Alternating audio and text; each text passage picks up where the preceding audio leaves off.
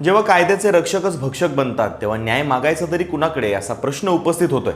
तमिळनाडूतल्या साथानकुलम इथल्या 9 पोलीस कर्मचाऱ्यांनी असं काही भयंकर कृत्य केलंय ज्याची दखल घेत सर्वोच्च न्यायालयाने या प्रकरणाला रेअर ऑफ द रेअर असं म्हटलंय। आणि याच गुन्ह्यासाठी भारतातील इतिहासात पहिल्यांदाच एकाच वेळी त्या 9 पोलिसांना फाशीची शिक्षा सुनावण्यात आली। पण त्या रात्री पोलीस स्टेशनच्या त्या बंद दाराआड नक्की काय घडलं होतं?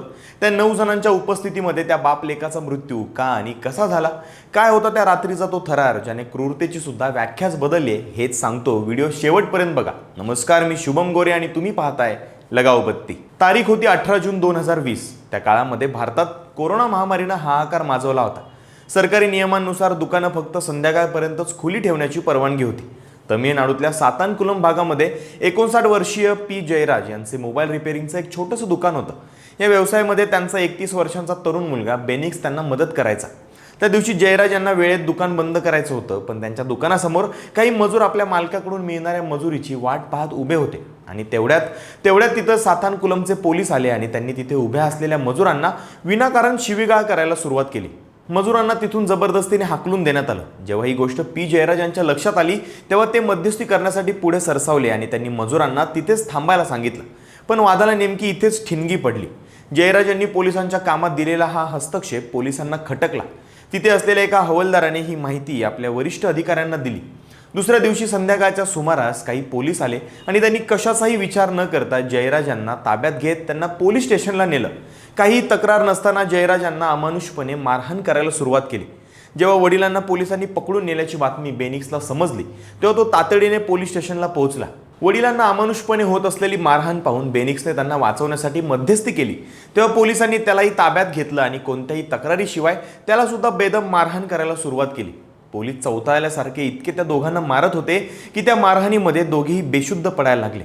सीबीआयच्या आरोपपत्रामध्ये नमूद केल्यानुसार पोलिसांनी जयराज आणि बेनिक्स यांच्या अंगावरचे सर्व कपडे जबरदस्तीने काढले होते। त्यांना टेबलवर पालथ झोपवल्यानंतर त्यांच्या पाठीवर, कमरेवर आणि मांड्यांवरती पोलिसांनी लाठ्यांनी अमानुषपणे मारहाण करायला सुरुवात केली। या मारहाणीमध्ये बेनिक्सच्या शरीरातून रक्त वाहू लागलं, पण तरीही मारहाण थांबली नाही। दुसरीकडे 59 वर्षांचे जयराज पोलिसांना वारंवार सांगत होते की मला डायबिटीज आणि हाय ब्लड प्रेशरचा त्रास आहे, मला मारू नका, मला सोडा। पण निर्दयी पोलिसांना त्यांची अजिबात दया आली नाही। त्यांनी मारहाण तशीच सुरू ठेवली। मारून थकल्यानंतर पोलिसांनी दोघांचे हात सोडले। त्यानंतर त्या दोघांना स्वतःचं सांडलेलं रक्त स्वतः साफ करायला लावलं। मात्र इतका बेदम मार बसल्यामुळे ते जागीच बेशुद्ध झाले।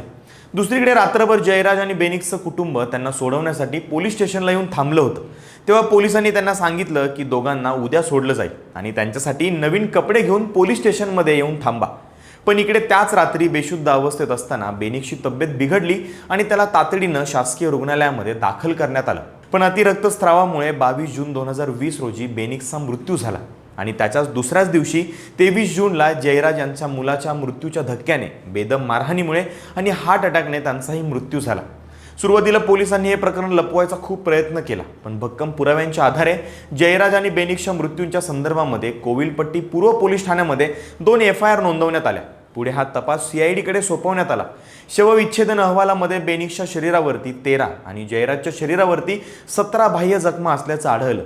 जवळजवळ सर्व जखमा या बोथट वस्तूंनी झाल्या होत्या आणि या जखमांमुळे त्यांचा मृत्यू झाला होता हे स्पष्ट झालं होतं। 5 वर्षांपेक्षा जास्त काळ चाललेल्या खटल्यानंतर या वर्षी 23 मार्च रोजी न्यायालयाने 9 पोलिसांना दोषी ठरवलं। शिक्षेच्या सुनावणी दरम्यान सीबीआयच्या विशेष सरकारी वकिलांनी असा युक्तिवाद केला की या प्रकरणामुळे समाज हादरला असून ते अतिशय दुर्मिळ श्रेणीत मोडणारं प्रकरण आहे। दोन्हीकडचा युक्तिवाद ऐकून कोर्टाने या 9 जणांना फाशीची शिक्षा सुनावली।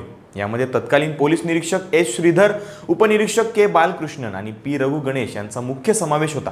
त्यांच्यासोबतच हेड कॉन्स्टेबल S मुरुगन व A सामीदुराई, तसेच constable M Muthuraj, M चेलुदुराई, S Thomas Francis आणि मुरुगन या 9ही पोलिसांनी मिळून जयराज आणि बेनिक्सला गंभीर मारहाण केली होती आणि त्यानंतर त्यांची प्रकृती चिंताजनक असतानाही त्यांना वेळेत मदत मिळण्याऐवजी पुराव्यांची विल्हेवाट लावण्याचा या पोलिसांनी प्रयत्न केला। म्हणूनच या 9 पोलिसांना आता फाशी होणार आहे। या घटनेमध्ये एक संपूर्ण कुटुंब उद्ध्वस्त झालंय। सुन्न करणारी अशी घटना आहे। पण तुम्हाला काय वाटतं, यांची ही शिक्षा योग्य आहे का? तुमचं मत कमेंट्समध्ये नक्की सांगा आणि लगाव बत्ती YouTube चॅनलला सबस्क्राईब करायला विसरू नका।